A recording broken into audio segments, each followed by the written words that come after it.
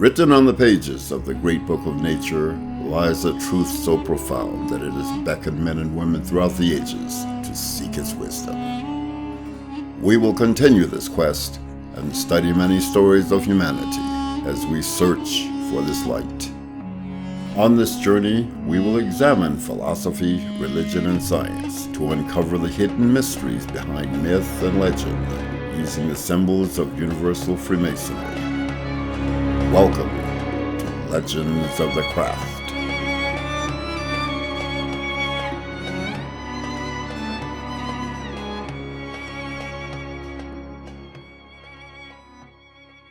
Welcome back to Legends of the Craft. I'm here with Brother Axel Savari, and today's topic is Anarchism and Freemasonry. And this is a very special topic for both Brother Axel and I because we're self-professed anarchists. Now, don't get that wrong. Okay, we don't throw benches through windows. We don't light places on fire. We're not trying to beat down police officers all the time. The term anarchy, anarchism, anarchist are words that usually have been interpreted incorrectly by today's society. And this podcast is to try to correct that by discussing and explaining the philosophical heritage of anarchism and its place in Freemasonry, because we believe that there is an intimate connection between Freemasonry, especially Co-Masonry, and anarchism. Yeah, there's definitely a place for the philosophy of anarchy within Freemasonry, and I think it's very timely that we do this podcast, as anarchy and anarchists and anarchism are certainly getting a bad rap these days with all of the chaos going on in the world, because really that's kind of the starting point, is that anarchy as a word has been confused with chaos. The two, although they're used synonymously today, they don't mean the same thing. And I think that's where we should kind of start as a jumping off point for this podcast is, what is the word, where does it come from, and what does it actually mean? So if you go to the internet, go to Google, and look up the word anarchy, the definition that you'll find, let's say Webster's definition, would be A, a state of society without government or law. B, political and social disorder due to the absence of government control. 3, anarchism. Go back to definition A.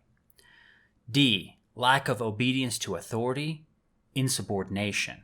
E, confusion and disorder. So these definitions have resulted in a very bad rap for anarchy. Terrible. I mean, people.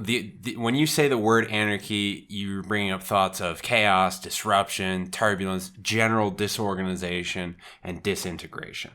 People can't conceptualize of anarchy as anything more than another word for chaos, but it is actually a very well-reasoned and well-thought-out political theory.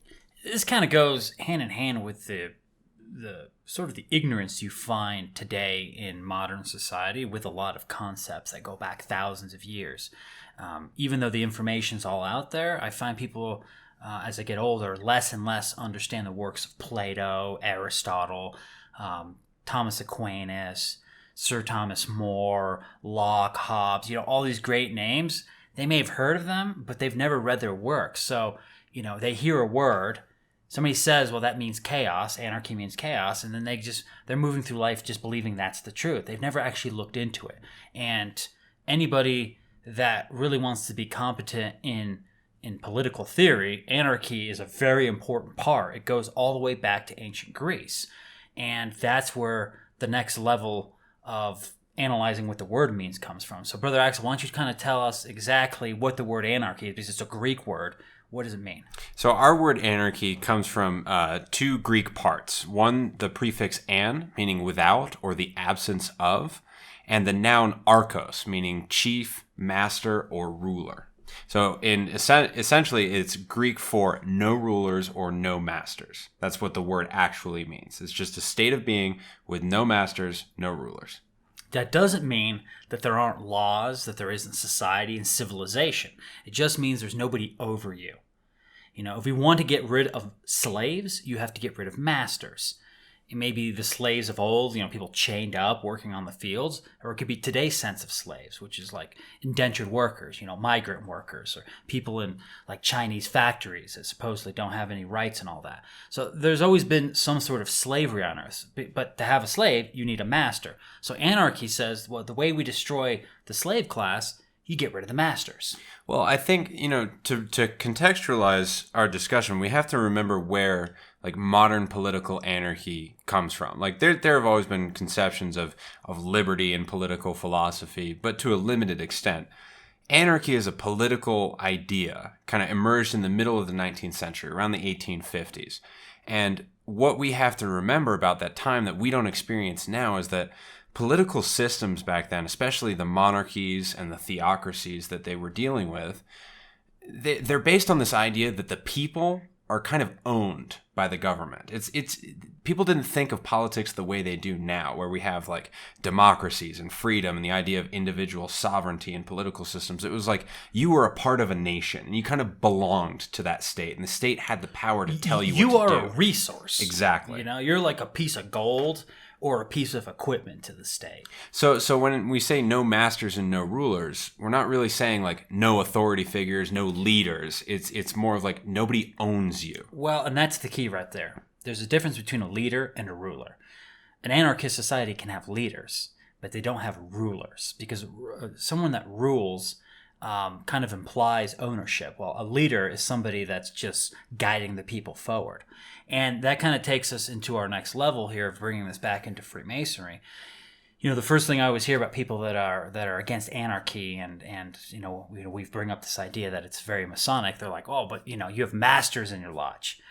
Yes, the word master is there, but a Masonic master, a right worshipful master, doesn't have any ownership. It's an ancient word, more referring to the spiritual master. Sort of a more of like a guide or a teacher, an adept, somebody that's exactly. mastered something. Not the masters of like political masters. So when we look at the Masonic system, we have to realize right off the bat, you enter of your own free will and accord, and you can leave of your own free will and accord. Mm-hmm. Nobody binds you to Masonry. It's very anarchistic that way. It's an organized system. It's extremely organized. It has a lot of rules, but you can come and you can go. Nobody can force you to stay or to leave. It's up to you. So you voluntarily enter the order. And voluntary, the word voluntary is very key here, because if you want to actually make a synonymous word for anarchy, it's volunteerism. It's that we need to make a society that you volunteer for all the things that you're a part of. And this is what we believe in Freemasonry. And I believe Masonry is trying to spread this idea to the four corners of the globe that, look, you can't make people do things they don't want to do unless they are harming people. Absolutely. Well, I think that you make a very interesting distinction there. The idea of like the synonym volunteerism or voluntarism. Anarchy as a word is kind of a negative definition of the philosophy, without masters. It's what anarchy isn't. It's without masters. What anarchy is, in a positive sense, is volunteerism. It's a political system that advocates the idea that all human decisions and all human interactions and relationships should be undertaken voluntarily. That everything that you do should be because you choose to do it. And that a political system that is founded on the opposite of that, of forcing people to do things, is not only not practical and ineffective, but it's immoral. It's immoral to tell people what to do. And, if we think about it, like in our day-to-day lives, we all live like this. Nobody would accept like somebody coming into their life that they didn't know and telling them how to live their life. Like put your foot there, put your foot here, drive here, do this. Like nobody would accept that unless they consider the state. But they don't really consider it, and that's why they kind of gets away with it. But we'll get into that later. Why don't you? Well, just real quick. Like I think to some degree, people today are just as brainwashed as they were 400, 500 years ago. We look at medieval Europe and think those people were so ignorant. I mean, I don't think the vast majority of people are necessarily less ignorant. I mean, they can read and write, they're better enabled, technology's better, life is better, but they're just as disinterested in what's going on around them. And so I think people still today look at the state the way they looked at the state 500 years ago. Mm-hmm. Back then there was a king, now there's a president. In both cases there's a state, and in both instances they believe the state is essential to their survival. And that's the key. There's this, in my opinion, there's a bit of propaganda here where it's like, well, if you don't have a state, you're going to have chaos. You're going to have people just killing each other, and it's going to be crazy. Well, that's the really interesting thing about anarchy is like in an anarchistic society, the very same system that we have now could exist except for one thing. There's no coercion at the foundation of it. You could not participate. Like, you could still have a president, you could have an executive branch, a legislative branch, you could have a Congress, you could do all these things. The only thing that's missing in an anarchistic society is the coercion. And by coercion, I mean like the ability of the political system to force people to do something. There's a famous anarchist saying that at the end of every law is the barrel of a gun. Like, every law is enforced. We're all familiar with the term enforce, and that means to force it upon people. And that's the key difference, both the voluntary nature of human interaction and the lack of coercion. Those are the two defining elements of an anarchist society. So let's get more into the particulars of this society, like what are the major points, because there's some different types of anarchism, and we certainly need to get into those concepts. So anarchism is a political philosophy and its movements throughout the world, which rejects involuntary coercive forms of authority. It radically calls for the abolition of the state, which it holds to be undesirable, unnecessary, and harmful. So here's kind of some points, bullet points of what most anarchists would agree to. Non-coercive society is the key to anarchy. You cannot be in a place that barrel of the gun is put to your head to make you do things. It rejects as a second point, it rejects the state apparatus. It does not believe that you need a massive bureaucracy in order to ensure security. As a third point, there's this belief that human nature allows us as human beings to exist or progress towards this type of society. And this is a real key point. It's saying that humans are inherently sort of good. Mm-hmm. At least most of them are. And liberty-minded. And liberty-minded. And they kind of want to be left alone to do their own thing. And that even if we're not 100% ready for it, we can at least work to this. This is something that we can achieve. And this is a really important point here for a second reason. The reason anarchists reject Marxism, that they reject communism, is because Karl Marx in 1848 in his Communist Manifesto called for a worldwide revolution, that the workers should overthrow the people that own the means of production, and by doing so, they could seize that, and they should spread this throughout the world. But that's very violent. The anarchist believes that anything that you do through violence will only lead to more violence. So yeah, you could overthrow the state in a revolution, but then the new leaders of that state will start oppressing the people as did the old regime. So the old regime and the new regime is the same. So they believe that we must gradually remove the state. So as we expand, as we get more evolved, as our consciousness expands, the state will become less and less important. So there's this gradual and evolutionary trend towards anarchy. And I think this is very responsible. I think this is very intelligent. It's like, no, we can't do this overnight, but this is a goal to be achieved in the future. And if you use violence, you will fail. It has to be done because everybody wants to do it. So that's, the time-old question. It's like, well, in communism, how do you get everybody to agree? Well, through the barrel of a gun. Mm-hmm. How does anarchy work? Well, we finally come to the consensus of, let us each do our own unless we harm one another. Well, it's interesting on an individual level, the same evolution is kind of undergone by every individual anarchist. Because it's very, very rare that you kind of start your life as an anarchist, that you're like raised by anarchist parents and you get this ideology early in life and you believe it from the word go. That's almost has never happened. There is always like some level of cultural conditioning that has to be broken down because every culture throughout the world, every political system is based on coercion and force. Like that's how governments are maintained, is through force. So there's always kind of a process of evolving your way into anarchism. But what's really interesting is that it's parabolic. Like once you reach the bottom where anarchy is and you kind of come to this idea that everything should be voluntary, you kind of start working your way back up to realizing that this is an evolutionary process and people are not going to just jump into freedom overnight. That we're going to have to take what moves us in a gradual way towards freedom. And certainly no individual is really ever going to see that. They can only work towards that. But this goal, this utopian idea of real human freedom is definitely a long way off from here. That's a great point, Brother Axel, and I think that leads us into point number 4, which is natural law, which is politics in general. The rules of it are determined by nature.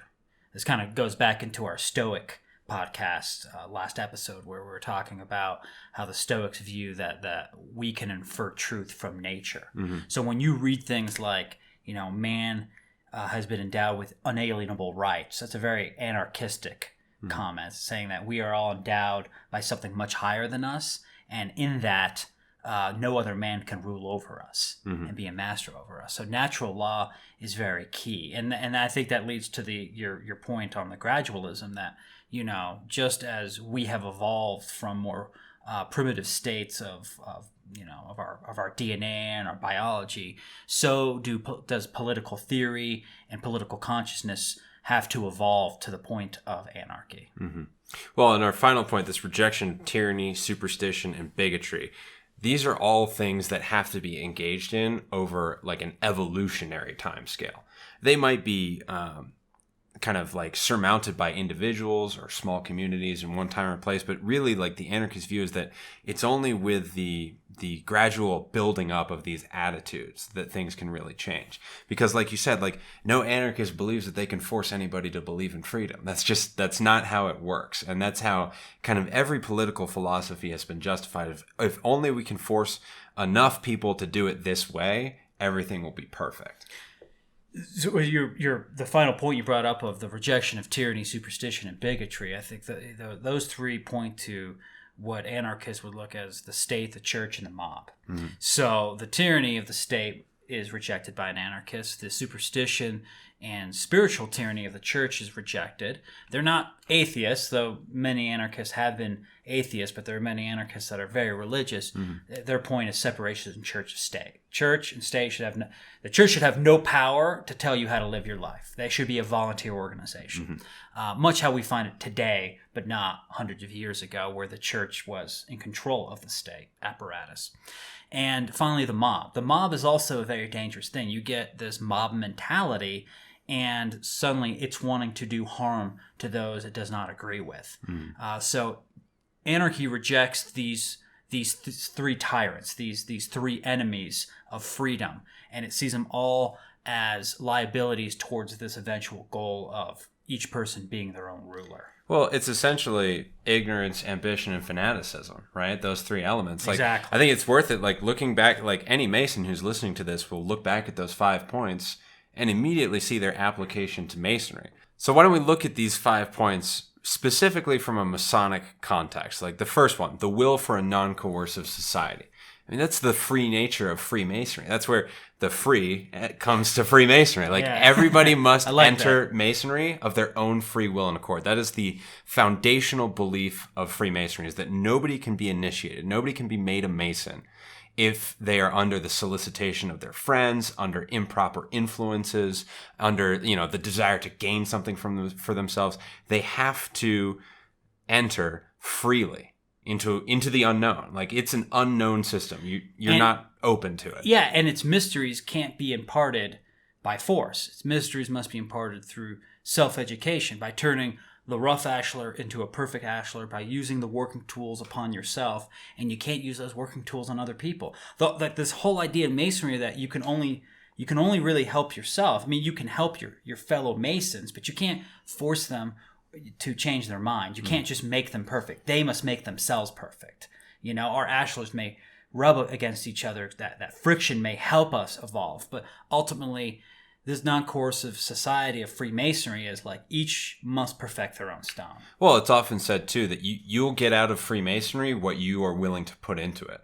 It's like whatever efforts you bring to Freemasonry is what Freemasonry will give back to you. Mm-hmm. Freemasonry can't force itself on you. It is not an authority figure. It's not your parents. It cannot impart anything to you without you being willing and open to freely approach its mysteries and to give of yourself. Like that's the only way this works. It is a reciprocal relationship, but you have to freely do it. It literally cannot be forced on you. The second point, which is the rejection of the state apparatus, it's very apparent in Freemasonry. The craft does not side with one political party or another. It doesn't advocate changes of policy in society. Yes, it speaks about, in generality, liberty, equality, fraternity, but it does not actually use the state to try to advance the human cause, the human right. It uses people voluntarily come together in communion, doing ritual, working with one another, educating one another, talking about philosophy and debating. So, in a very indirect way, I guess we could say, Masonry completely rejects the state apparatus. It doesn't support any state. In fact, it is global. And especially in the 17th and 18th century, Masons were more tied to their lodges than to their nations. So Masonry crossed over borders, and it was above your national ties. So in many ways, Masonry, not directly, because it's smart, because it made direct references to being against the state. Well, that's what it's often accused of, right? And going back to other podcasts where we discuss totalitarianism, first thing they try to do in fascist states and communist states is to shut down Masonic lodges, because for the very reasons that we just stated. They believe that Masonry will be used to bring down the state apparatus. So that is a whole different podcast right there. But I think clearly Masonry does not advocate government. It advocates that the changes need to be made on a local level between people. Well, if you think about a society that works to the glory of God, how can that be under the subjugation of national influence? It has to be beyond, it has to be supranational. Like, there's no way that we can venerate the highest by using systems that are imperfectly designed by man. Like, that's not the highest. The highest is nature. The highest is God, or the supreme power, however you want to conceptualize it. Like, there's something that is beyond all human systems. So if we're going to say, if Freemasonry is going to, lift one human system over another and say this is the truth, well, it's inherently flawed from the beginning. Yeah. It has to come from a place that is beyond all of that. Otherwise, it's meaningless when it's applied to those systems, because it's stuck in the trenches of one or another. Point number 3, the belief that human nature allows humans to exist in or progress towards a non-coercive society or an anarchist society. This is also very Masonic. This is the perfection of humanity. This is literally motto number 1 for our organization. It's basically saying that we are working towards this perfection. Now, can we achieve it? Masonry never says it's possible or impossible, but that's sort of irrelevant. It's saying that that's what we're doing. We're working towards a more perfect union, as the American Constitution would say. This is our motto. We can do it. It is possible for us to evolve, to overcome our differences, to defeat the superstitions and the tyrannies of our past, and to move towards this perfection. So I think this point number 3 ties directly into the general motto of Freemasonry. I think that's what Freemasonry is trying to be an example of, as a non-coercive society. It is a society of men and women, in the case of Universal Co-Masonry, in which participation is voluntary, obedience is voluntary. Everything in Freemasonry is the result of voluntary human interactions in a system of rules, of legislation, of authority. I mean, there are leaders, there are officers in a Masonic lodge. There is a hierarchical structure in which commands are given and obeyed, but everything is done voluntarily. Nobody's kept against their will.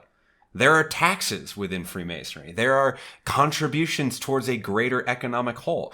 Every single one of them. People pay dues. People pay dues of their own free will and accord. But because the they moment you don't them. want to do it, you can walk away, and it's okay. No one's going to hold the barrel of a gun to your head. It is a fully functioning, non-coercive society, and it now it can only exist in small groups. But as the light of Freemasonry spreads, perhaps these groups can get larger. More lodges will start. More examples. More points around which to cohere.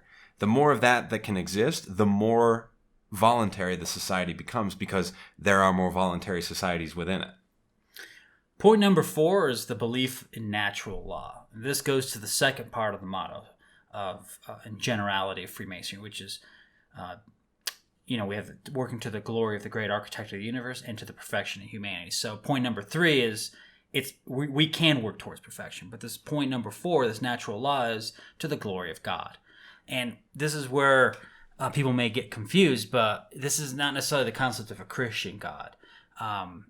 Really, I think when you look at 17th and 18th century Masonry, it's far more deistic, where they're looking at God as the clockmaker that put everything into motion. It's the one, God is the one that created nature and the rules of nature. So working to the glory of God is working according to the tracing board of nature. It's following the plan of nature. And so Masonry is telling us to look to nature, to be guided by nature, and that is the glory of God, because he has created this plan, this tracing board for us to follow. And finally, number 5, I know it's your favorite, Brother Axel, the rejection of tyranny, superstition, and bigotry. What do you think we find these 3? Ignorance, ambition, and fanaticism. The 3 great ruffians against which Freemasonry is standing. These are our enemies. Freemasonry has enemies. I've made this point on the podcast before, but we have a fight going on. We're not neutral in the battles of history, so to speak. I mean ideologically speaking, I'm not talking about conflicts between states, as I'm not a fan of conflicts between states, but Freemasonry has recognized that there are things that are detrimental to humanity: ignorance, ambition, and fanaticism. There are 3 great enemies that we face, and these are the same things that prevent us from forming a non-coercive society: ignorance, people's political ambition to wield power, and the fanaticism of both church and state. People can be fanatical about their religions and their governments. The 20th century alone is filled with examples of this. These are the things that we fight against: the state, the church, and the mob. And these 3 are coercive in nature. The way they apply their changes or their demands is by force. And so we have to be very wary of these 3 and not allow them to take hold, because when they do, then we have tyranny. We have the lack of freedom, the lack of liberties, and that takes us a step backwards in our evolution. So I think we should move on from these 5 points, but I agree, Brother Axel. It's the 3 ruffians. This is the story in the 3rd degree. It's further illustrated in the 9th degree, in the 10th degree of the Scottish Rite, of the 14th degree, of the 30th degree of the Scottish Rite. A lot of the higher degrees really are focusing in more particular manners of the real struggle that you find in the legend of the 3rd degree, and it's all about volunteerism. Our Grandmaster Hiram Abiff, his entire story is how he voluntarily sacrifices himself for the good of all. He's not forced to do anything. Everything that he does is because he's chosen to do it, because he believes it to be right. In many ways, he's the chief anarchist. He's the exemplar of anarchism. He's no, I will live a life according to my values, and I will die upon those values I have to. I'm not going to seek death, but I will die in the defense of what I believe. It's the same story of Socrates, Seneca, Sir Thomas More, Jacques de Molay. All the great heroes of humanity are people that they would rather suffer death than betray the trust reposed in them. So as we move on, I think it's important as we go next. There are many examples of anarchy in Freemasonry, but not so many that are immediately apparent in the so-called real world. Whenever, and I'm sure you have plenty of experience with this, as I do, whenever you bring up these ideas, what's the first thing that you hear? Oh, that's not possible. Who's going to build the roads? Who's going to build my roads? Yeah, it's always the roads. It's always the roads, but nobody can kind of conceptualize this because there are not easy historical examples of this, which I think for good reason from the state perspective as to why they might not want people to hear about historical accounts of anarchy, but there are accounts of anarchistic systems arising in human history. If we look back to pre-agricultural societies, they weren't governed by kings and chieftains that held onto their power through the divine right of kings. If you look at serious anthropological analysis of pre-agricultural society, leadership was a temporary thing. If you wanted to go out hunting, for example, well, you'd pick the best hunter in your group and you'd follow him for the duration of the hunt. If you wanted to build some housing, well, you'd go find the best builder in your tribe and say, hey, how do we build the best houses? And you'd follow him for a time.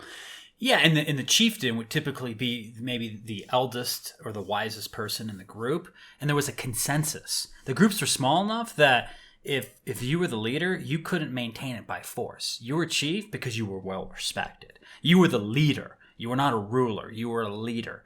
And you were there because you had accomplished some great task. You had gained the inspiration of the people. Today, that doesn't exist. The people that rule over us are in distant lands. They're over in Washington, D.C., London, Paris, and the capitals, very detached from the populace. And certainly not the wisest and most experienced among us. And if they're not popular, they stay in power because, we don't have revolutions being thrown. But in a small tribe, you mess up, you take advantage of the trust that's been given to you, you're done. In the same way Masonic lodges operate. Masters are elected for a certain term, and they're elected because they're qualified, not because it's, well, at least in our order, not because it's their turn in the chair. It's because they have demonstrated that they actually live up to the principles and philosophies of Masonry, and that they're worthy of the trust of the lodge in terms of executing its work. The members of the lodge actually come together and say, we think that you can actually fulfill the purpose of this lodge, so we'll give you this power for this certain amount of time. If we look at ancient China, Brother Axel, there's a lot of philosophical anarchism there. Look at Lao Tzu, the Tao Te Ching. It's a very anarchistic book, and he's considered to be one of the earliest anarchists. Now, he didn't have this term. This is a Greek word, so he wasn't labeled this way by himself or by his followers. But when you look at his critique of the state, he's basically saying that we don't need it as much as everybody thinks. When you read the Tao Te Ching, it's very clearly saying, the real leader is the one that the people doesn't know is there, right? Yeah. The leader that wields power is one that does so because he's loved or because he has experience. And so it's a very contradictory text, but at the same time, that text very clearly shows, you don't need force. It's balance that leads you to progress and efficiency. Well, and just as a side note, the I Ching, not the Tao Te Ching, but the I Ching is actually the story of a tyrant and the man trying to usurp him as a good leader. That's actually, all of those little stories in there are actually a story between tyranny and freedom. In Greece, we come to Greece. A lot of people think this is a modern philosophy. It's a Greek word, and there were Greek anarchists. Maybe they didn't call themselves anarchists, but Socrates constantly questioning the Athenian authorities. Athens itself, the story of Athenian democracy, is a story of involved citizens who believe that the government should descend from virtues, from the practice of virtues. That government is kind of a second order consequence to a life well lived. That's where we have the four classical virtues of temperance, prudence, justice, and fortitude. That's where this emerges. This idea that virtuous people can create a virtuous government, but government cannot create virtuous people. Don't forget the cynics. They completely dismissed human law. They just thought they were cynics. So they're like, none of this stuff is very good for us. It doesn't work, and they're very cynical about the application of law. So this word really comes to a forefront, and there are periods of anarchy in Athenian history. In Rome, we have the Stoics, and obviously the most famous Stoic is Marcus Aurelius, Emperor of Rome, possibly one of the most statist kind of institutions to have ever existed was the Roman Empire. But if we actually look at the writing, government, again, to the Stoics is kind of something that's a consequence of virtuous living. It's not something that is good in and of itself, but that is made good by good men and good women, but they didn't think that. To your point there, going back to our podcast on Stoicism, the real Stoic subdues his passions. He subdues the suffering in his life, and he becomes more virtuous. So there's that idea of the gradualism in anarchy, which, if people all learn to subdue their passions and to increase themselves in virtue, then we can achieve this anarchistic state because everyone living in it is virtuous. They recognize their flaws. They subdue those passions that make them act irrationally and try to force people to do things. So Stoicism is not so much a description of what anarchy could be. It's a description of how to get to anarchy. Exactly. And if you look, what happened to the Roman Empire after Marcus Aurelius, the last of the five good emperors, you had emperors who took that seat of power, who didn't do the work of subduing their passions and subjugating themselves to the idea of virtue. And what do you have? You have this massive state apparatus that all becomes directed to satisfying the appetites of one man, or perhaps a circle of men who are just kind of enter into this downward spiral of degeneration and depravity that results in the complete dissolution of the Roman Empire, because people became selfish, they became kind of wrapped up in these vices, and the leaders were not trying to move the gradual evolution toward a state of freedom, but to consolidate power to protect themselves from the mob that they were angering. Fast forward to the Age of Enlightenment, or the High Renaissance. You have philosophers discussing anarchistic type ideas, and one of them, a very prominent German philosopher, is Immanuel Kant, and he's more of a pragmatist. So he made the following sort of like identification of four types of government. The first is law and freedom without force. That would be anarchy. Law and force without freedom. That's despotism or tyranny. Force without freedom and law. That's just barbarism to him. And force with freedom and law. That's the republic, which is obviously the form of government that he appreciated and was condoning to the people. So he's basically saying, anarchy is a nice idea, but without force, it's just can be in people's imagination. We can never accomplish this. Well, and I think writing at his time, I can see why he would think that. Like, Europe had just kind of emerged from, it was still in the throes of a series of wars that had plagued it really since the fall of the Roman Empire. I can completely understand why a European writing at that time would think that law and freedom could not exist without some application of force. I do think it interesting that he identifies these three kind of forces as holding a society together. In the same way that Freemasonry, not these three, but recognizes three forces in wisdom, strength, and beauty as being the components that hold together a voluntary society. It's interesting to me that he recognizes law, force, and freedom as holding together a non-voluntary society. I reject this idea that, because he's saying law, freedom, and force, and he's distributing these differently in order to say anarchy, despotism, barbarism, or the republic. He's associating force with strength, and Masonically speaking, but I don't believe that's the case. I would say the strength of a society is its virtue. So I would replace those with law, freedom, and virtue, not law, freedom, and force. Because virtue is what would allow such a society to exist in the absence of force. Like virtue solves all problems. Exactly. Right? Yeah. Whereas force can only solve them to a certain extent. You can't legislate morality, and that's a very big point to the anarchists. Laws do not make people better. Laws against prostitution, prohibition of alcohol or drugs, people still do them, and they actually do them worse. Statistically showing, when you make something legal, when you make it free for people to do, then those vices actually decrease over time because the taboo nature of them disappears. Their attraction kind of diminishes. So with the French Revolution, we really start to see anarchy emerge as an idea that will be attempted by the people. Not necessarily just in the French Revolution, but in the revolutions of 1848. You have the Paris Commune of 1871, which was an actual experiment in anarchy that we should discuss here, and it definitely influenced Co-Masonry. But the French, in the rejection of nobility, many prominent philosophers, from Marx Stirner to Pierre-Joseph Proudhon, they all had these ideas that we can achieve in their age. They could achieve this sort of anarchistic state.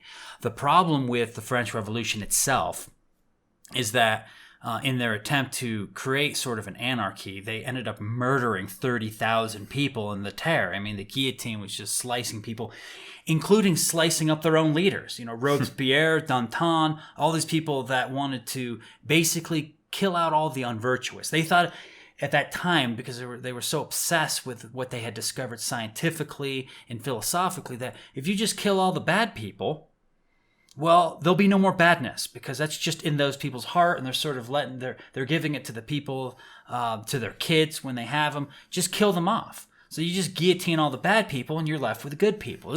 It's actually quite insane, the concept. It's very totalitarian. Just as a side note, like my answer to the question, who's going to build the roads in an anarchist society, would be, well, who's going to operate the guillotines? Because we're not going to have terrors where people are chopping off 30,000 heads in a non-coercive society.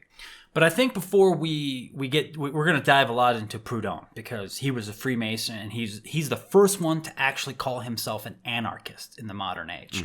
And he, I think, influences Freemasonry a lot.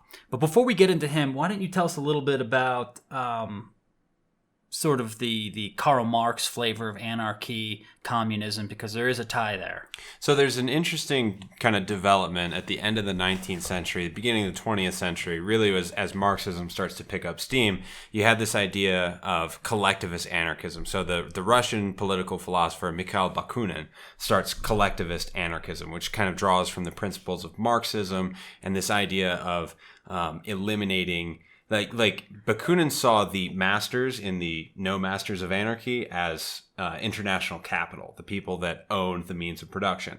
And to contextualize that a little bit, you're talking about Europe that has kind of just starting to come out of the most brutal phases of the Industrial Revolution, which really was brutal. Like factory labor for 14 hours a day, where whole families are working in what is essentially indentured slavery to these proto-corporations. Like, I can start to see why you would think that those are the masters that need to be undone. So you have this kind of emergence of Marxist anarchism, but even within that, there's like in any kind of communist organization, there's going to be many schisms, and there's a force that kind of think that Marx's state socialism, the idea that you need to create a socialist state to usher in utopian kind of communism, which really is a description of an anarchist society. They were like, nah, dude, you're just creating another state, and that's just going to lead to more statism. And what's interesting is this flavor of anarchy kind of informs a reaction to it, where you get the individualist anarchism that really starts to develop in America around the same time, where it's like, no, anarchy means freedom from everything. Like, just don't tread on me, leave me alone, let me do what I want. Which you have like Lysander Spooner, and later on the Austrian school kind of informing Murray Rothbard into the later 20th century. So right there's kind of a split in anarchy between individualist and collectivist anarchy. Another way to put that, Brother Axel, is you basically have sort of a right-wing and left-wing anarchy. So American anarchism with Lysander Spooner and Benjamin Tucker. This is kind of rural anarchy, because there's not a lot of people in America. So they're like, basically it's a philosophy of leave me alone, don't tell me what to do, and I won't bother you. Yeah. Left-wing anarchy, which is the philosophy of Proudhon and all these guys in Europe, they're dealing with a lot of urban sites. They're in Paris, they're in Berlin, they're in Frankfurt, they're in London. So their experience is very different than the Americas, where there's a lot of land, people can be left alone. In Paris, you got a lot of people jam-packed together, right? So the anarchy took this different approach, which is, how do we free the people, but we're all living on top of each other. You can't just go out to the countryside and make a farm and be left alone. Mm-hmm. So on that note, a lot of forms of anarchism have emerged since its philosophical inception in the 19th century. There's a million flavors of anarchism, but we've chosen 6 or 7 of kind of the most influential, the most popular. Why don't we go through this list and kind of explain how anarchy is manifested now? So, starting with egoist anarchism. This is a creation of the philosopher Max Stirner.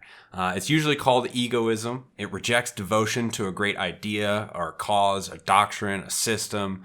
It says that basically egoism has no political calling, but rather just to live yourself out is the highest aim, without any regard to how well or ill humanity may fare thereby. And this is kind of like the most pure idea of anarchism in a very like technical sense of like completely leave me alone. I have no attachment to the rest of humanity. I will live myself out, so to speak, and just die completely free of any influence whatsoever. I kind of find this movement a little ignorant and erroneous. It wasn't like it's.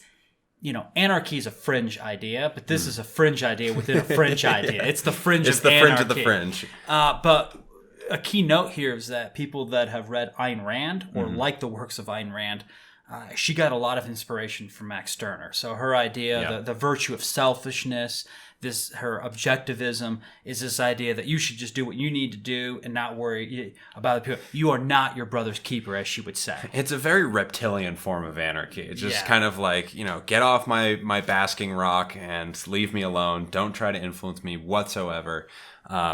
It's a very kind of weird development for me in the kind of philosophies of anarchy. I certainly wouldn't want to live this way. Our next form of anarchy is anarcho-feminism, and it's a tendency to combine anarchism with feminism. It views the patriarchy as a manifestation of involuntary coercion. It's a hierarchy that's keeping down women throughout the world. And they don't advocate destroying the patriarchy. They believe in decentralizing the patriarchy. And this concept of decentralization, we're actually going to focus probably the latter half of this podcast on decentralization. So let's not get into that right now. But it basically states that there is a struggle between men and women in which men have been in control. And a lot of this comes right out of the 19th century. Louis Michel, who was a prominent anarchist and a member of La Joie Humaine and a Co-Mason, she believed that the patriarchy should be decentralized, that their power should be reduced, and the power of women increase so that both had equal power, that there was sort of a mutual agreement there. Because in her time, women weren't taken seriously in France. And she had to do a lot of crazy things to get the attention of men, which she accomplished by partaking in the Commune of Paris of 1871. Our next one is Narco Primitivism. This is one of the funnier flavors of anarchy to me personally. I do believe in it, but it can be a little silly. I certainly understand where they're coming from. So Narco Primitivism basically criticizes all of civilization, not just Western civilization or patriarchal civilization, but the idea of civilization itself. They believe is an assault on the human character. So really, they're the proto-anarchists that kind of want to return to a pre-agricultural society where there's the kind of leadership that we were talking about before that's conditional and temporary. And basically, their idea is that all forms of oppression have arisen out of agricultural civilization. The idea that once human beings settle, they inevitably form systems of oppression and authority that only cause harm. Unbeknownst to so many people, when they're like, oh, we need to return back to nature, we got to get out of the cities. It's actually a very anarcho-primitivist sort of point of view. I know they're not aware of that, but that's essentially the concept. Like, we need to get out of these cities, we need to go back to Earth, we need to do a little grounding, we need to connect back with Mother Earth. Well, basically, the Stone Age is like the ideal era of human development for the anarcho-primitivist. I mean, Brother Axel, I'm not an anarcho-primitivist. I understand what they're saying, and I think there's some metaphoric truth to it, but I like showers. I like refrigeration. Bathrooms. I like electrical lights. I like airplanes. It's good stuff. This is not the anarchy for me. So the next form of anarchy is kind of pivots on primitivism, which is anarcho-naturalism. And this is an idea that it's not necessarily that we need to abandon civilization, but civilization, we need to have some very refined ideas like vegetarianism, because they're discussing this idea of coercion, and they're like, well, having all these farms with animals and slaughtering them for our profit is a different form of coercion, which I can see their point of view, frankly. They advocate free love. They believe in like eco villages, like earth ships. Making these homes out of things that will last forever, that don't degrade you because of their artificial nature. A lot of nudist colonies could be said to be anarcho-naturalists. And basically, they're just avoiding in its totality all sort of artificial modern life. So what's that group of people that they reject technology? I forgot their names. The Amish? The Amish could be said to be sort of anarcho-naturalists. Well, they certainly the Amish certainly don't. They reject the state apparatus for sure, and that kind of leads us into our next flavor of Christian anarchism. This is an interesting development in anarchy, because if you actually go into the theology of Christianity, there is a very strong argument that Jesus could be seen as an anarchist philosopher. I'm thinking of that very famous story where I think it's the Pharisees are trying to trip him up into basically supporting Rome, and they're talking about these coins that his followers are using, and they're like, hey, what's on that coin? That coin that you're using, where did that come from? And Jesus, sees like, well, Caesar's head is on this coin. And it's basically trying to trick him into supporting the payment of taxes to the Roman Empire. And he says, render unto Caesar what is Caesar's. I will render unto God what is God's. Basically the idea of like, yeah, you can play with your government tokens all you want. I'm interested in manifesting the kingdom of heaven on earth. Hey, you want to render unto Caesar? Go ahead, render unto Caesar. Give him back his coins. I have no need of these coins. And so there's this development of Christian anarchism, which is grounded in the belief that there's only one source of authority to which Christians are ultimately answerable, which is God. Like everything else is secondary. If the laws of man, if the states of man agree with the laws of God, then we'll go along with those laws. If they do not, well, our true obedience is to God and not to the state. Well, there's 2 points to this. If you look at the modern Christian, the evangelical Christian, Christianity, at least in North America since the 1980s, there's been a real push to use political means to achieve their own liberties and by pushing their agenda, be it abortion, be it any sort of virtuous laws they believe that will make this more of a Christian nation. But this nation was not a Christian nation. America was built more on deist and Masonic principles than it was on Christian principles. But if you look at Christianity 1,500 years ago, the early Christians that were martyring themselves in the Colosseums, those are anarchists. They didn't care about the state at all. They thought the state was irrelevant. They lived for God. So if they died because the state was persecuting them, so be it. All the apostles end up being martyred in one way or another because they're preaching the good word, the gospel, and then they're either hung or burned or tied up to a crucifix to die. It doesn't matter to them because they only report to God. So the state apparatus is irrelevant to them. The second part of Christian anarchism actually comes out of Judaism. So when you look at this period in the Bible where there were no kings, it's called judges. There was these judges. There was these sort of like leaders that were leading the various Jewish populations before Israel was created. And these judges were put in charge because of their skills, because they were respected. And a very important Masonic figure in that is Jephthah. And that kind of leads to this greater Christian concept of there's only the kingdom of God. Mm-hmm. When Israel's formed, there was a lot of people that believed that was not to be the case. And even to this day, there are groups of Jews that believed Israel should never have been created. That's actual sin. That's not the will of God. Well, it's interesting, too. If you look at the Jewish diaspora, it is kind of a stateless society that owes its allegiance to kind of the ideals and philosophies of Judaism rather than to whatever government. This is kind of why they're able to integrate across the world in any society they find themselves in, because they're not attached to one political philosophy or a single rabbi. Mm-hmm. I think it's an excellent point, Brother Axel. Like Judaism, up until this moment, without the state of Israel, is a complete experiment in anarchy, dispersed throughout the world without central leaders or apparatuses. They maintain the ideas of their religion within the societies, and they sort of blend in and they cope with it, and they try not to get persecuted, so they're not trying to step on anybody's toes per se. So they're like mini anarchist states trying to survive in exile, almost like Masonic lodges in a way. That there's a set of laws and philosophies that are higher than whatever man-made restrictions may be imposed on a lodge because of its geography.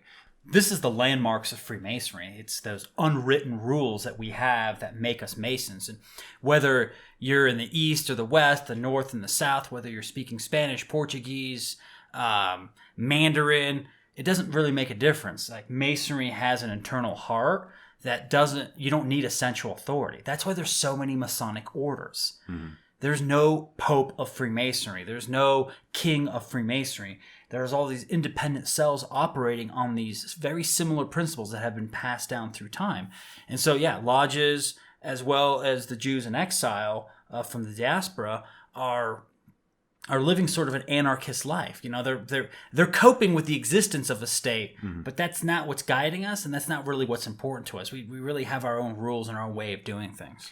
So that leads us to our last flavor of anarchy that we're going to talk about here, which is free market anarchism, which is basically the idea that anarchism needs an economic system based on voluntary market interactions, and that really the foundation of society is these kind of freely entered into market interactions, that's what society actually is. It's not the state, it's not governments, it's not nations, it's the marketplace in which human beings come together and interact, and the sum total of all of these interactions is what society really is, outside of laws and governments and whatever the mandates of states might be. Yeah, these are anarcho-capitalists. So, some people are not big fans of this idea. Some people, they'll die on the sword for anarcho-capitalism. Free market anarchy is a much better term for it. But this is the flavor that Lysander Spooner and Benjamin Tucker were developing in America. This is sort of the right-wing anarchy based on economic freedom. But we have to be careful here, because a lot of people think of this like, oh, this is what allows for the accumulation of wealth. These are just people that want to get super rich and take over the world. No, actually, when you read the writings of Lysander Spooner, Benjamin Tucker, or any of these so-called right-wing anarchists, they actually warn that the accumulation of wealth would be the end of an anarchist society, and that's why they supported the idea of antitrust laws, and that you can't allow the accumulation of too much wealth in a few hands, because then you just create a new nobility, and then you'll have another series of revolutions, and that'll set back the entire plan of anarchy. Well, we got to always remember that anarchy is not only concerned with tearing down governments. We kind of said this at the beginning, that anarchy is not about creating chaos or revolution, but anarchy is about creating true human freedom. And remember, there's three enemies, not one. It's not just the state. It's the state, the church, and the mob. And if any of those get power, then they become tyrants. That's the point of anarchy. It's not good enough to just say well, we got to eliminate the state. Well, what does that do for the mob? What is a mob without a state? Any kind of centralization of power, whether it's economic, theological, or governmental, is going to create a nobility class, like you said, which tends to enforce laws, put themselves above other human beings, and create situations of massive inequality. And, human beings are essentially unequal. We have different characteristics, we have different strengths and skills, but to widen that gap to the extent where there is a class of people that hold themselves so far above regular human beings, that they start telling other people what to do, that should be opposed by anarchists in any setting, whether it's government, whether it's the mob, whether it's in the market, whether it's in the church. That should always be opposed. The anarchist is not trying to destroy government. They're trying to decentralize government. Anarcho-capitalism or free market anarchism, could it work? I think it can work as well as any of the others. And I think really these 6 different systems that we just kind of mapped out all have sort of a Masonic taste to them. I think the egoist anarchism, we kind of see that in Masonry, and that your own self-development. This is your journey. You need to work on your own stone. You don't need to be preoccupied about other people. When you're doing ritual, you're not there to judge or correct other people. You're there to care about yourself. Anarcho-feminism is definitely something you find in Co-Masonry. This idea that the patriarchy and the matriarchy need to be evened out to 50-50 so that one does not control the other.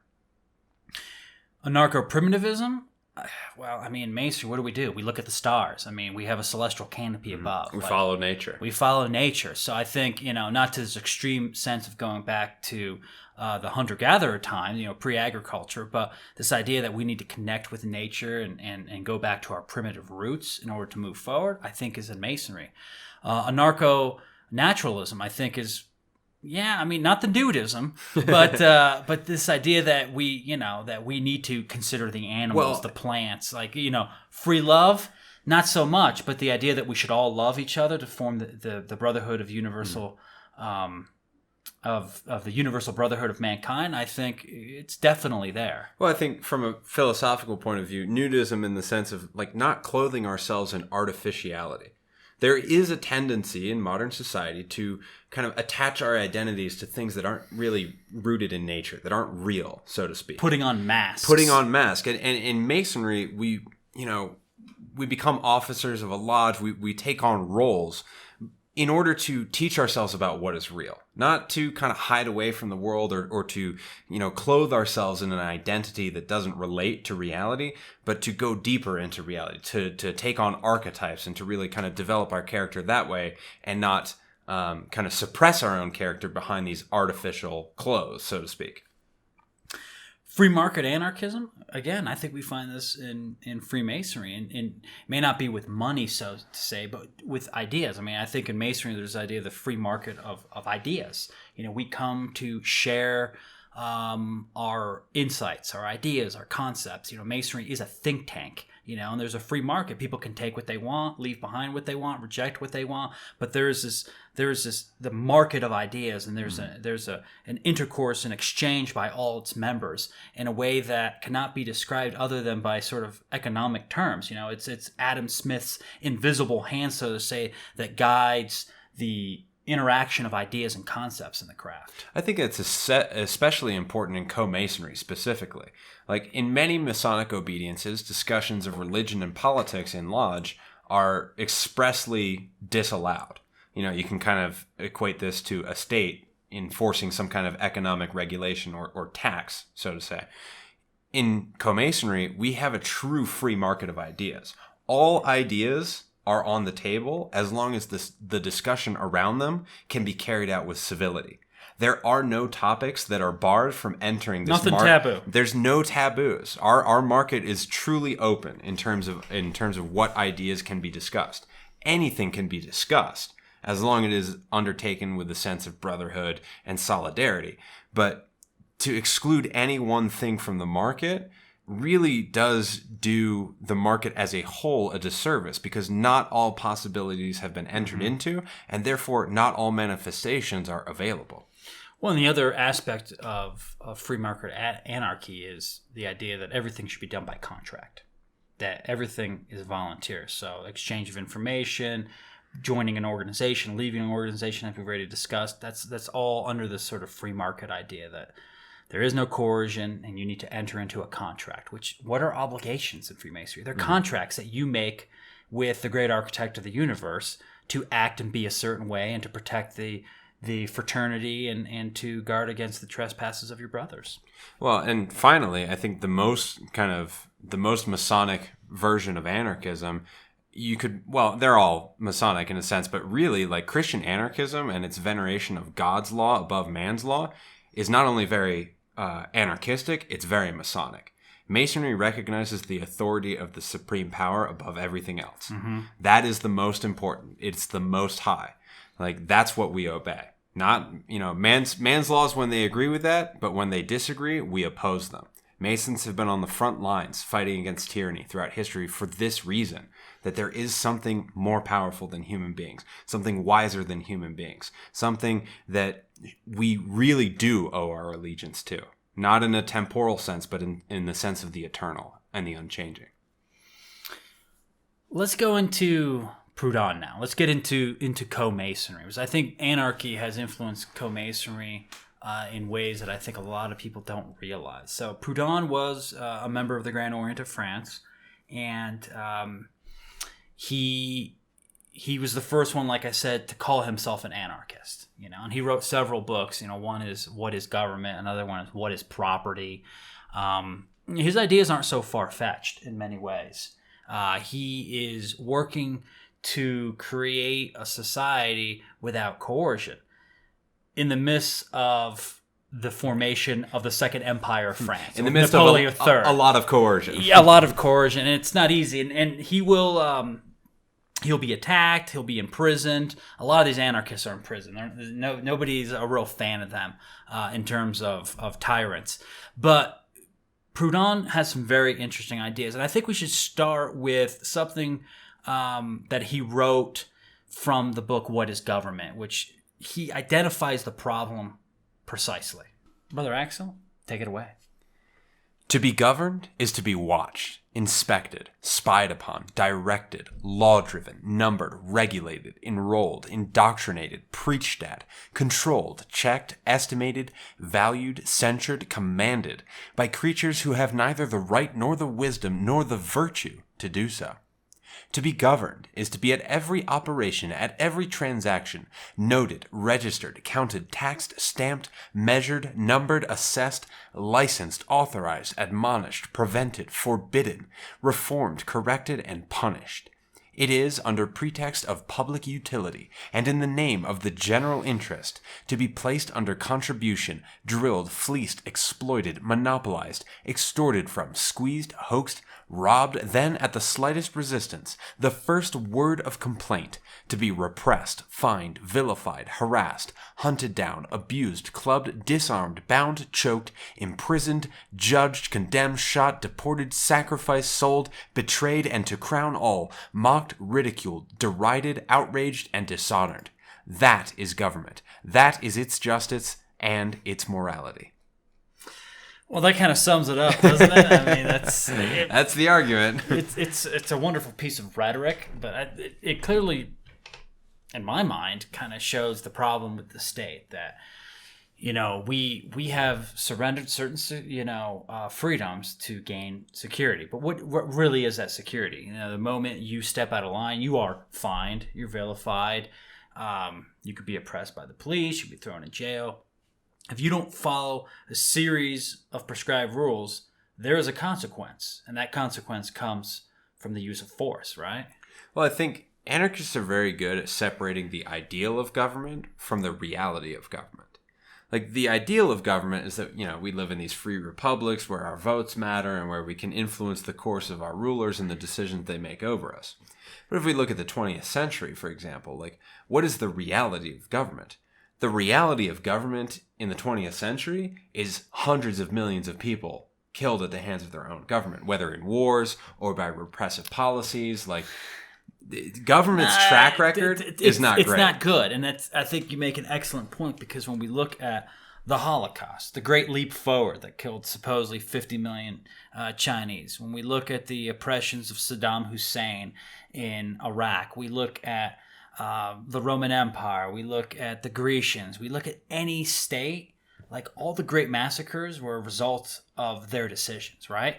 When did a small free society destroy a bunch of people's property and murder a bunch of innocent people? No, it's always at the command of the state that there is atrocity. Or the church, or the mob. We can't forget the other two of the three enemies of freedom. It's not just the state. It's the state, the church, and the mob. Those three collective powers are behind almost all atrocities throughout history. Any genocide, any purging of enemies, any, the reign of terror in France, it's either the mob, the church, or the state. One of those three collectivist powers is responsible for human atrocities. So how do we gradually create an anarchist society? I think here's where Proudhon has an excellent idea. So his aim was to create a state gradually by elevating the consciousness of people, by decentralizing the state. And the way he would do this is by the term federation, which this is not a common term used amongst male craft masons because they have grand lodges, but it's similar in some ways. So in Le Droit Humain, which as universal members of Universal Co-Masonry, we come from Le Droit Humain. Le Droit Humain essentially comes from the Grand Orient. There's some small orders in between, but this is not a history lesson on that. I believe Le Droit Humain was heavily influenced by Proudhon and by Louis Michel and the other anarchists at the time, because they set up a structure that essentially it starts by creating federations, and then within federations you have lodges. And the key here is they say that a lodge is autonomous from another lodge. So each lodge is sort of independent, but working together towards a common goal. But no one lodge can affect another lodge. Very similar to the concept of the United States, in which the states are sort of separate from one another, but without such a strong federated government, right? Well, I think it's interesting because if we look at the Mailcraft model of Masonry, it's these There's a series of lodges, but they're under the authority of a single lodge in the form of a grand lodge. Like it's a kind of like very similar to a state, and it's kind of like franchise capacity to take on territory. Like a grand lodge is this kind of nationalistic organization that licenses or franchises other kind of derivative forms of that same nation. But it's a very like top-down model. Whereas in a federation, it's a conglomeration of equals that are autonomous to one another, that do not exercise any kind of direct authority, but are bound together by common culture as opposed to kind of more coercive allegiance. So this concept of federation for Proudhon was very important, because he's like, how do we decentralize the state? How do we bring about anarchy? He's like, well, what we need to do is we need to respect what people already think, but to isolate them in their own municipalities, their own little groups, but working together. So if we create a more federated society, that creates the apparatus of unity, but at the same time it decentralizes power. So the way he saw government was a government should be strong and centralized at the beginning. Mm-hmm. And then over time, as a nation expands, as humanity expands, it would become more decentralized and more part of a federation, where you would have all these sort of autonomous groups without armies, without police, working together, mm-hmm. And over time they would become less and less powerful, and the people would become more and more powerful.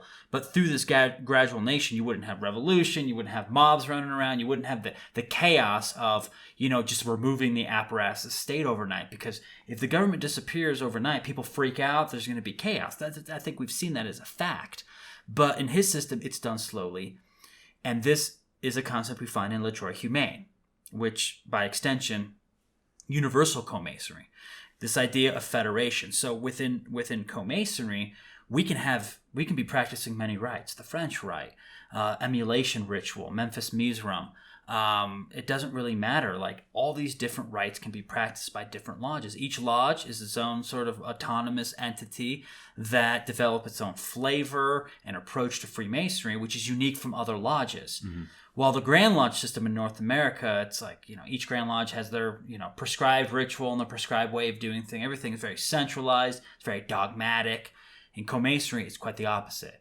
We tend towards liberty. We tend towards the idea that, in the diversity of ritual, in the diversity of people, of having men and women, having people of all sexual orientations and preferences, that we are a stronger entity by the power of federation. And that's why we call it the United Federation of Lodges, where we can have many lodges spread throughout the globe, different rituals, different ideas. Some may be scientific lodges, some might be esoteric lodges, some might be charitable lodges, but in the end, it's that diversity that creates the strength. And really, when it comes down to it, as we expand globally, our organization will become decentralized. We want to keep everyone huddled together in a unity, but the lodges will take on more power and be stronger as time goes.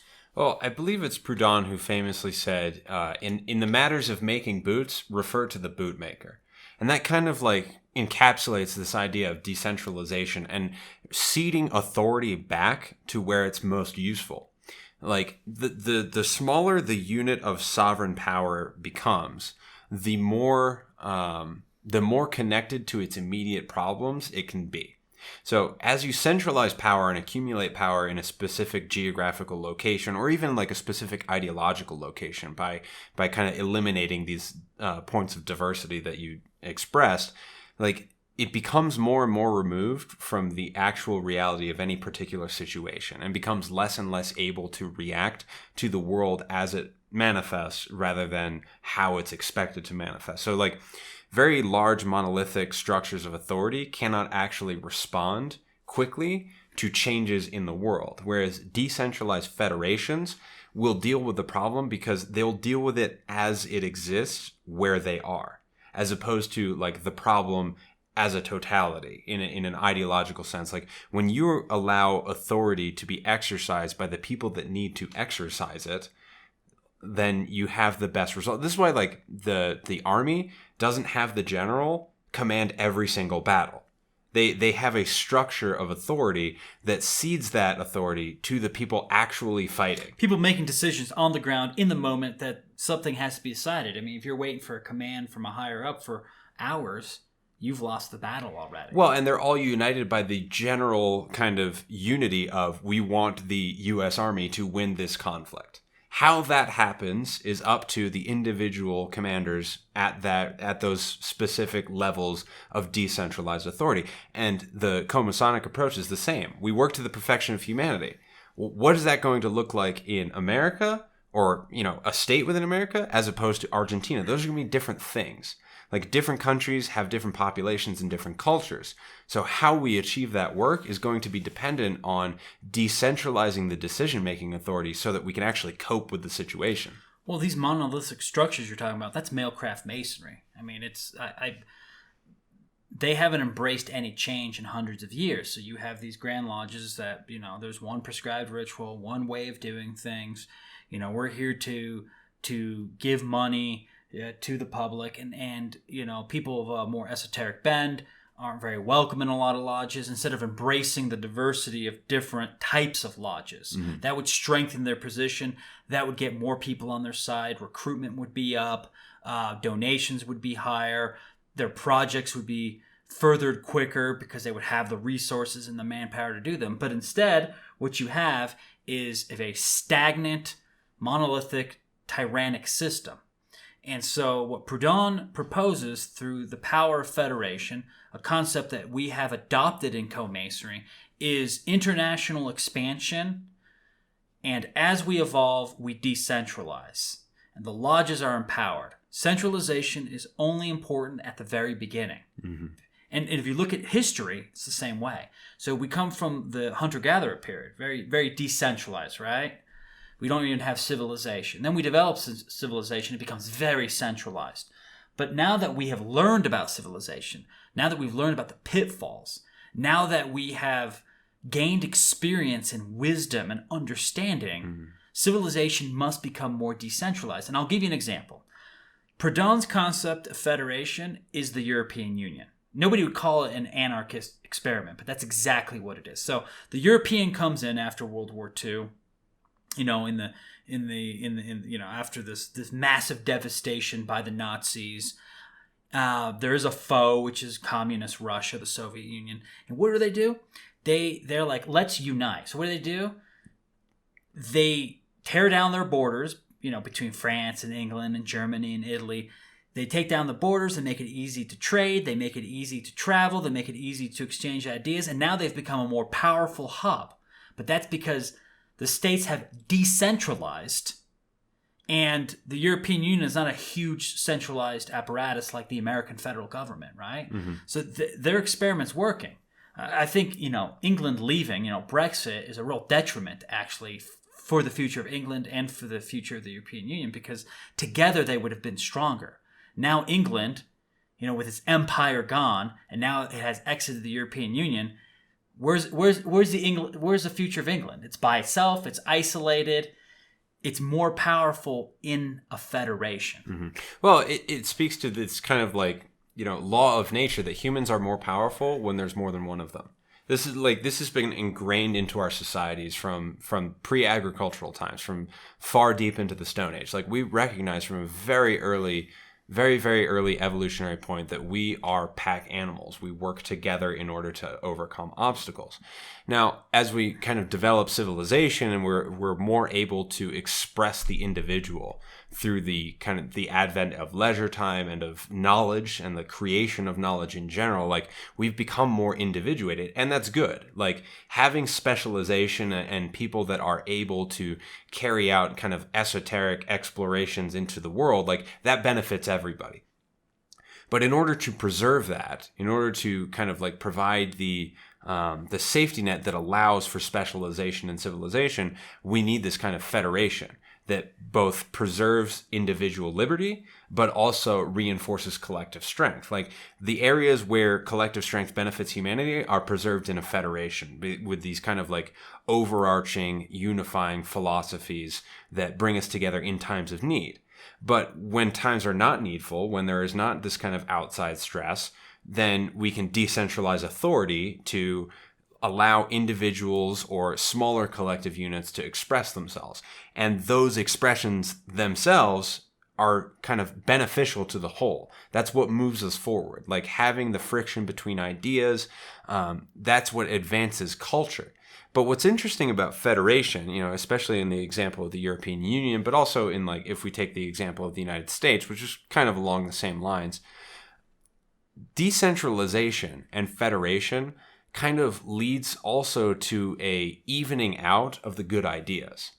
One of the best examples I can look at in American history is the idea of gay marriage, right? We can agree that marriage equality was a good idea for civil society. This idea that everybody should be able to engage in this institution was a good idea. But it took a few progressive states to go ahead and legalize it before that idea was kind of caught on to by more and more states. And as the critical mass increased, you eventually had, a federal declaration okay, this is going to be legal in all 50 states. And how you feel about it, that's your business, but legally it's going to be available to everybody. Another great example is the legalization of marijuana. It took a couple of states to be kind of out ahead of the rest of the pack in restoring that liberty. But as other states saw the benefits that it brought, that effect kind of spread out across the federation. And federations have a tendency to spread good ideas. That's why when you look at the Catholic Church or other sort of monolithic structures, there's not a lot of change going on because the individual branches or churches, the dioceses, they don't have a lot of creativity. Everything is basically dictated by the Vatican in terms of the Catholic Church. What you want to do is empower your branches because, like you said, you get one good idea in one place, then all the other branches are like, oh, that's a great idea, we should do that. And you don't have to force them to do it. You don't have to impose a law. It's just by nature, once one person does it and it works, everyone's like, I want to do the same thing. Humans evolve, animals evolve, plants evolve, along the sort of the idea of Darwinism in the same way that once there's a mutation in a species and it's favorable to their survival, then that trait expands in that species until it becomes normal, right? Mm-hmm. Well, the idea of federation is the same way. As long as we're not murdering and destroying each other and being dogmatic and imposing our will by coercion, then good ideas will spread naturally, right? And the more decentralized you are, the faster the spreading, the faster these ideas are coming up. So if we want to quicken evolution, we want to become more of a federation, decentralize over time, and allow good people to come up with ideas and spread those ideas. And that kind of leads into the second part of Proudhon's idea that you have the individual on one hand and you have the state or the government on the other hand. But there's a third component to civilization, which is civil society. That there's all these organizations in between, like Freemasonry, like the Elks, the Oddfellows. You have civil society, you have nonprofit organizations, you have the Red Cross, you have the Rotary International. These are all groups that they're not part of the government, but they're more than just an individual. They're something in between, and that's the bridge to anarchy. If you get people to organize in sort of fraternal society, then fraternal society can create the rules and the obligations necessary to guide people towards freedom. Because you join these societies because you want to, and then these societies work with one another towards the goal of empowering people, educating people, feeding the poor, coming up with new ideas scientifically, religiously, philosophically. The government never really does anything that well, and it probably is a necessary byproduct of human history. But will we always need one? I say no. Well, what you're saying sparked a couple of thoughts in my mind. It's interesting, how, like we were saying earlier, Freemasonry is an example of a non-coercive society. It is a functioning voluntary system by which social actions are carried out. Masonry has a government. It is a society. It collects money to do certain things. It performs all the functions of a government in a non-coercive fashion. And so what civil society is, whether it's Masonry, whether it's the Oddfellows, whether it's libraries, cultural institutions, the YMCA. Exactly. Like all of these kinds of things, like these aspects of society that are non-coercive. Like in a non-coercive anarchistic society, I presume you would have libraries, you would have trade associations, you would have universities, you would have hospitals, you would have medical organizations, you would have research organizations, and you would have fraternal societies. Like all of these things are kind of the precursor that are training human beings to become able to live in a non-coercive society. Like again, we were kind of saying like it's the bridge. It's the bridge of the individual towards anarchy. Because it shows us that we have the capacity to be social animals without recourse to violence. Like we were saying earlier, like everybody kind of already lives an anarchistic lifestyle, except when they have to interact with the state, which is this coercive element in our lives. Like we already kind of have the knowledge we need. Civil society furthers that knowledge. It develops that knowledge. I would challenge anybody listening to us right now to take a moment, think. How often do you interact with the government? Right? The federal government. Now, I'm not even talking about your local government. Like, how often do you interact with the federal government? I can tell you that I have no interactions other than I go vote every 4 years for the president. Every couple of years I vote for a senator. And you pay your taxes every year. And I have to pay my taxes, but I don't interact with my federal government, you know? Like, I read the news. I feel through the media that the federal government is all powerful and important, but really on a day-to-day basis, I'm here at work. I go to my Masonic lodge. I interact with people in my community. I go over to my friend's house. We have a barbecue. I go to a restaurant. I go to a bar. I go to the bookstore. I go to the library, right? Like 99% of my actions are free of the government. I know it's over there.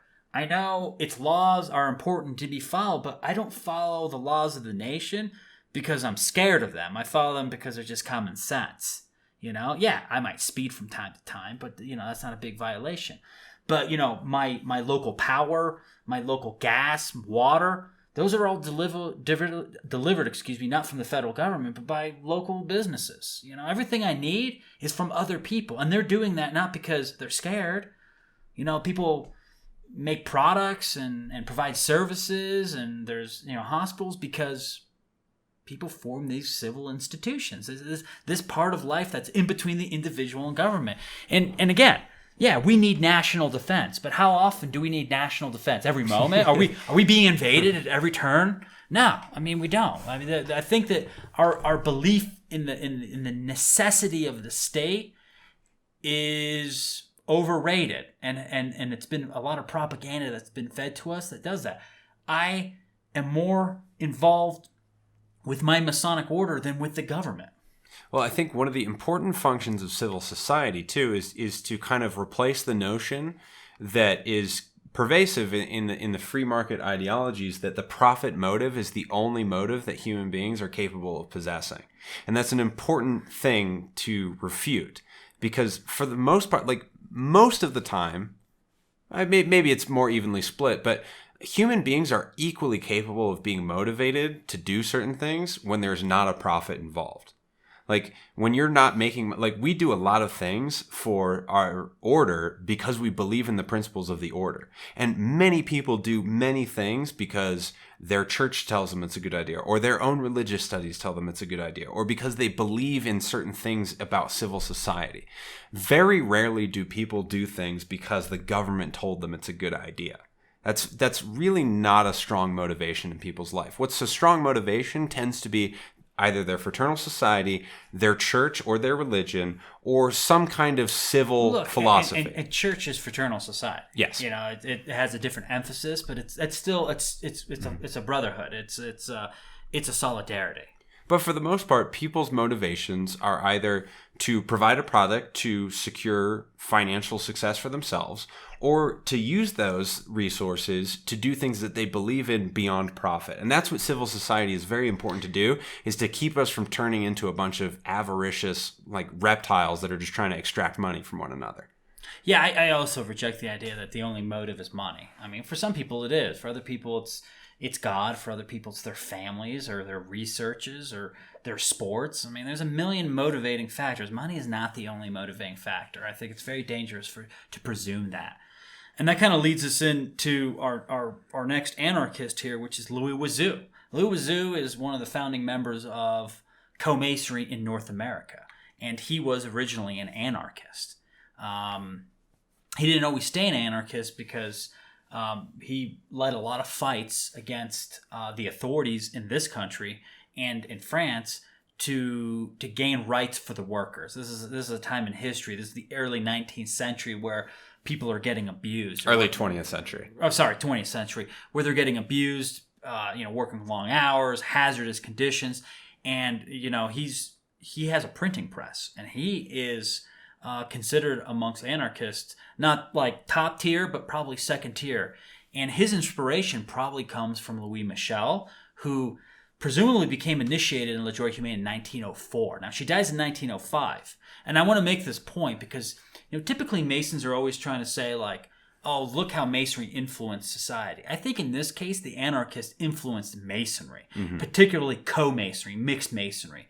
The institutions of Mailcraft Masonry are still stuck sort of in this mindset of monarchy, frankly. Well, one of the benefits of being a fringe order is that you're much more able to kind of distill and assimilate these more fringe ideas. Like we were saying earlier, we're more decentralized, so we can assimilate these ideas quickly into the philosophy of Masonry. Like, to us, there's room in the philosophy of Masonry to adapt to the world. It is not a monolithic structure that cannot be changed in any way. And so Co-Masonry, in my opinion, this is not stated in the ritual, so nobody misquote me over here, but I believe that Co-Masonry is trying to work towards a more anarchistic society, one without coercion, one where civil society has a greater importance. And when we look at people like Brother Louis Wazoo, like Brother Louis Michel, when we look at Brother Proudhon, these people are inspirations. They have allowed the craft of Masonry to evolve to its next level. I think Mailcraft Masonry was instrumental in the Age of Revolution, in overthrowing the tyranny in the colonies, the tyranny in Central America, South America, the Philippines, and all these different places, right?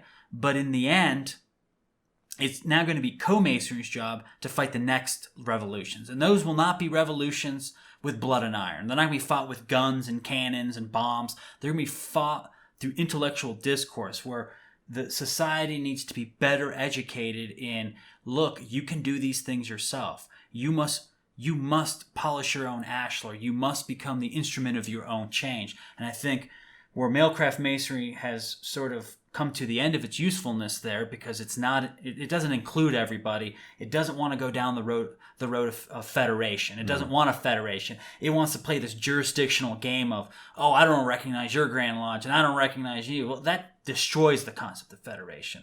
In federation, you have to respect your neighbors even if you disagree with them, because it is, the key word here is solidarity. Okay, and I think Proudhon says that liberty is solidarity, and solidarity is liberty.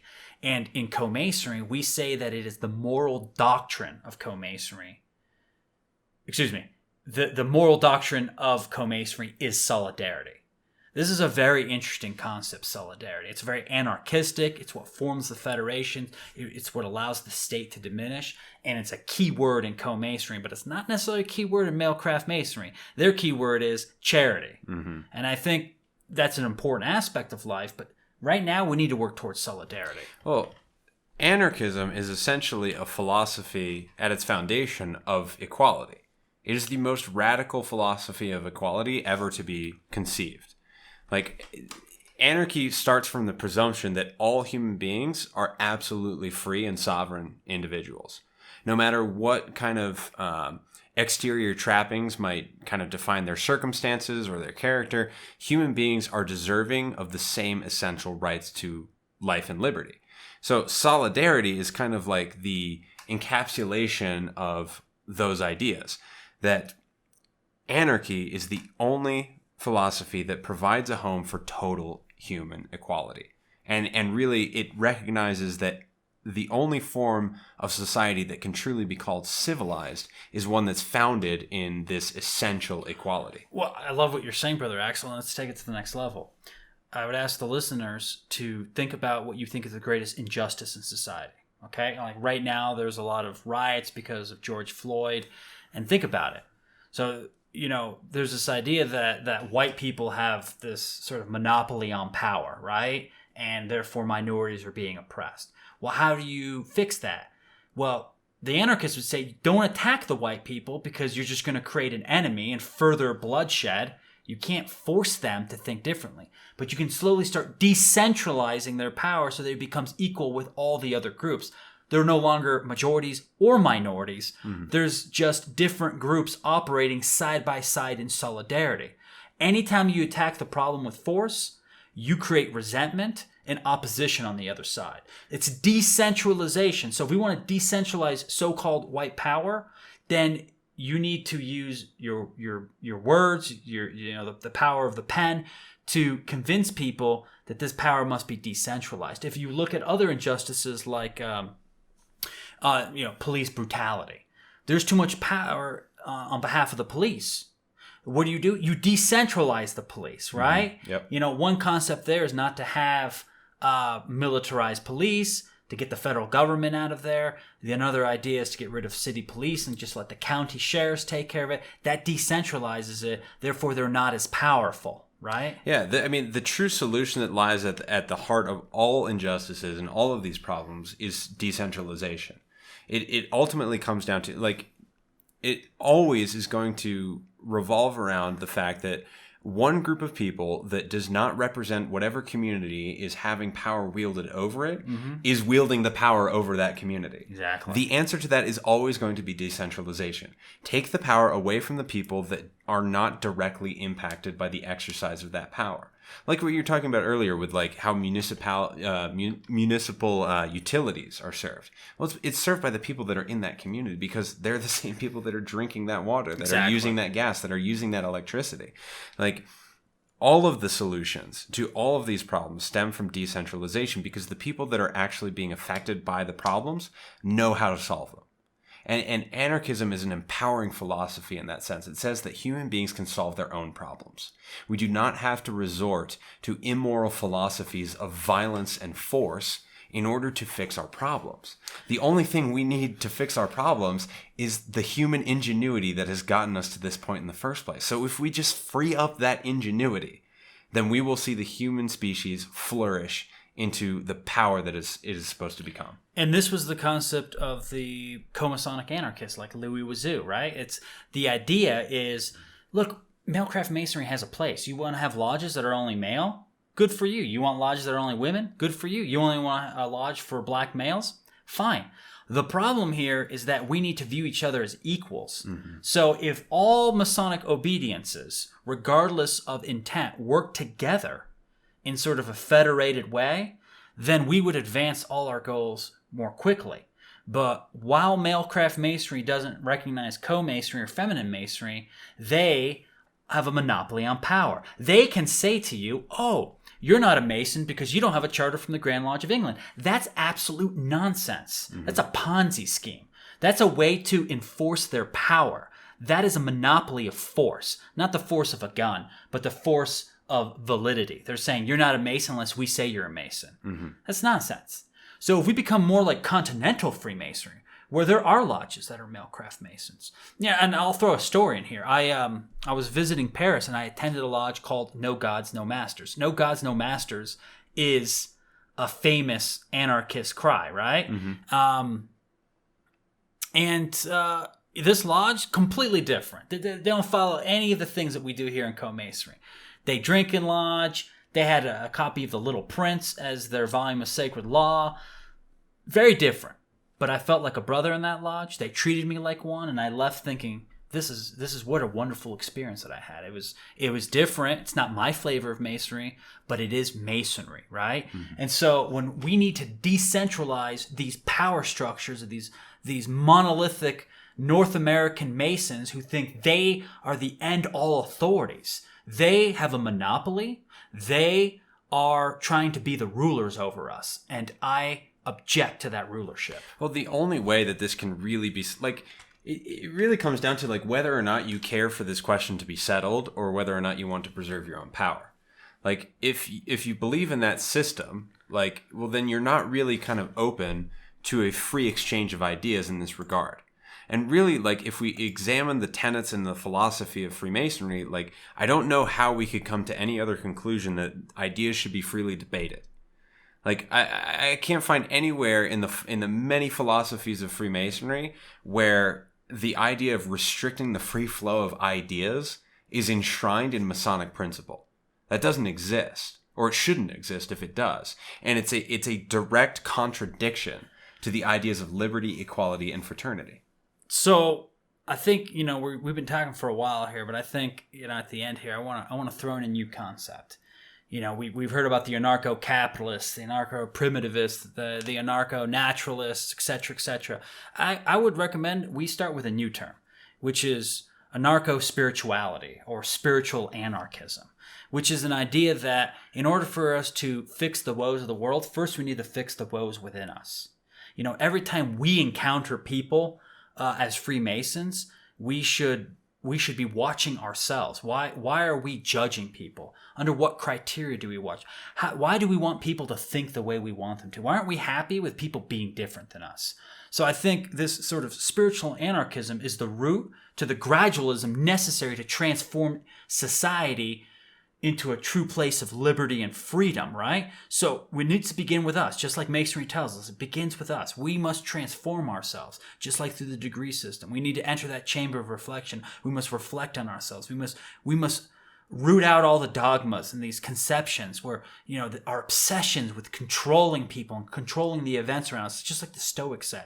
We can only control ourselves, right? I was just going to bring up that quote from our last episode. He is a fool who wishes to reform the gods before reforming himself. I mean, that encapsulates all of what you've been saying, because we are society. And this is something that is, distinct to the anarchist perspective. It's like, your nation, your government, your borders, your founding documents, that is not your nation. Your society is the men and women who make it up. It's the ideas that percolate within your society. It is the strength of your marketplace. It is the unity of your ideals and the strength of your philosophy. That's what makes a society, not a government. Not a group of elite people that consider themselves above everybody else and gifted with some kind of divine power to tell everybody else what to do. The people that conflate themselves with gods. That's not your government. It is your government. That's not your society. Your society is civil society. It's by the people, of the people, and for the people. That's where it comes from. That statement right there is anarchy. That's saying that whatever apparatuses have been created are by the people and for the people. And if that statement is not true, then there's a problem with your society, because that means you live in tyranny. Because really, anarchy is the purest form of democracy. Okay? Democracy is not me voting for a person to go to Congress and I ignore and they just vote on whatever they want. That's representative democracy. It's a step forward. True democracy is when we have input on all the decisions occurring around us. But think about it. Just like a Masonic lodge, we can, in our small community, we can make those decisions. We can be a part of everything going on. As things get bigger and more centralized, our voices are muted. Yes. So what's the key? Keep everything small. That doesn't mean there can't be cities, but the cities need to be divided up to small little areas, of representation where people can go to the city councils. They can vote on things directly. We need direct democracy. We need direct interaction with all the affairs going on. But the bigger things get, the more centralized, that's an impossibility. In a nation of 350 million Americans, my voice is nothing. In a community of 100 people, my voice is very large. It's heard. It's heard. And in in anarchy, there's the idea that So I think we've been yapping for enough, Brother Axel. So I'm gonna end this up with a few ideas, and one is a great quote by Emma Goldman, who's an anarchist. Quote: "Anarchism stands for the liberation of the human mind from the dominion of religion and the liberation of the human body from the coercion of property. Liberation from the shackles and restraints of government. It stands for a social order based on the free grouping of individuals." Wow. What a great quote. This is a description of Freemasonry. Exactly. And, this is one final point I'd like to make about Freemasonry is the idea, or not Freemasonry, but anarchy, but also Freemasonry. What the anarchists realized is that if we start making moral concessions, then there is no moral end to the development of our society.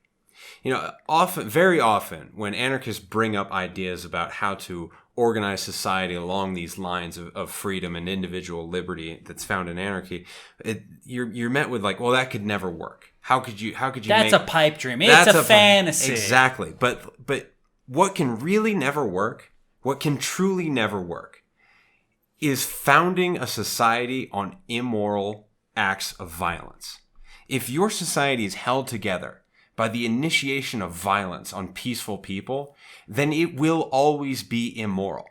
Anarchism looks to the future as an unknown, but as a glorious unknown, not an unknown to be feared and controlled and resisted.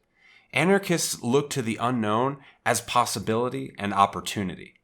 And the founding kind of like the starting point of that philosophy is like, let us be moral to one another. And no matter what happens, as long as we obey moral principles, the result will be more. If you start from morality, you will end in morality. If you start in immorality, you will end in immorality. He who fights with the sword dies by the sword. Exactly. And the anarchists have always recognized this. So, Freemasonry and anarchy. In our opinion, Freemasonry is anarchy. It wishes neither masters nor slaves. It wishes to free all people. And so Masons themselves are volunteers who have chosen to stand guard over the mysteries and to protect the way to freedom, the way to liberty and equality and fraternity. I think as Freemasons, we must continue to fight against tyranny and dogmatism by both church and state wherever it's found. Those two must be relegated to a safe place where they don't have the coercion over people. They can't bend people to their wills. And that day will come. There'll be a day when there are no more masters, or a day when there are no more slaves, a day when truly there is universal brotherhood under the fatherhood of God. And when this day comes, each man will be his own king, with empire and dominion only over himself, over his passions, over his ideas, standing next to his fellow, a sovereign unto themselves. Thank you for listening to Legends of the Craft. This podcast is purely the opinion of brothers Matthias Comsier and Axel Suvari and does not represent the official views of Universal Co-Masonry. Universal Co-Masonry is a Masonic order founded on the principles of liberty, equality, and fraternity that admits men and women without distinction of race, religion, or creed. For more information, please visit universalfreemasonry.org.